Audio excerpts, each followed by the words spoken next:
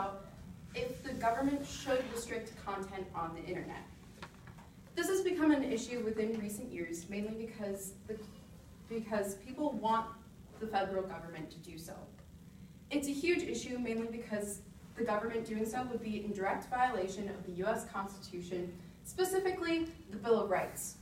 It would also be a huge example of the government overreaching into its citizens' lives. So many of us in this room are well-versed in US history and US law. But just in case you've been living under a rock, the US Constitution was ratified on June 21st of 1788. 3 years later, on December 15th of 1791, the US Bill of Rights was written and was passed by Congress.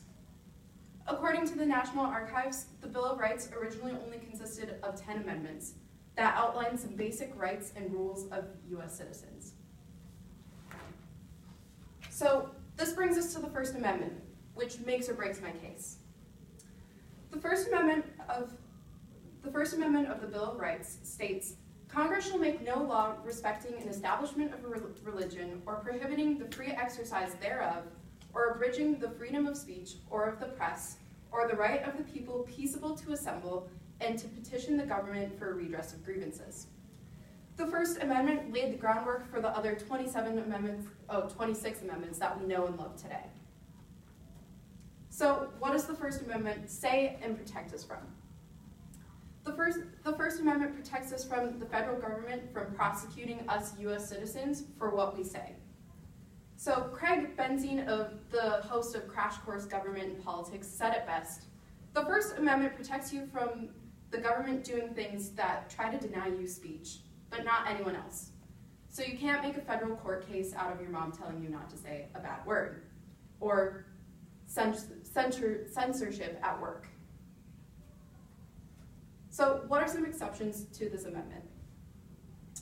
The First Amendment has its limits, which William C. Hendricks discussed in his 2013 book, Under God, and they include but are not limited to committing treason, defamation, otherwise known as libel and slander, which are hard cases to prove in court, sounding a false alarm. And the above reasons can end in trial, jail time, and fines. So let's look at an example from about 20 years ago and why this applies to us today.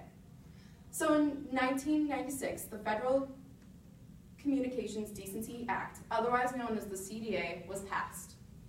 In 1997, the Supreme Court ruled in the case of Reno versus ACLU that the Federal Communications Decency Act was unconstitutional.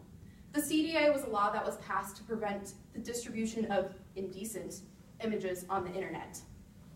The Supreme Court found that the law was too vague.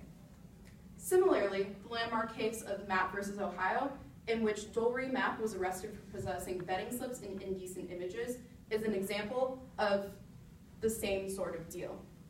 Now, the difference between those two cases, Reno versus ACLU and Mapp versus Ohio, is in Mapp versus Ohio, her home was entered without probable cause for warrant.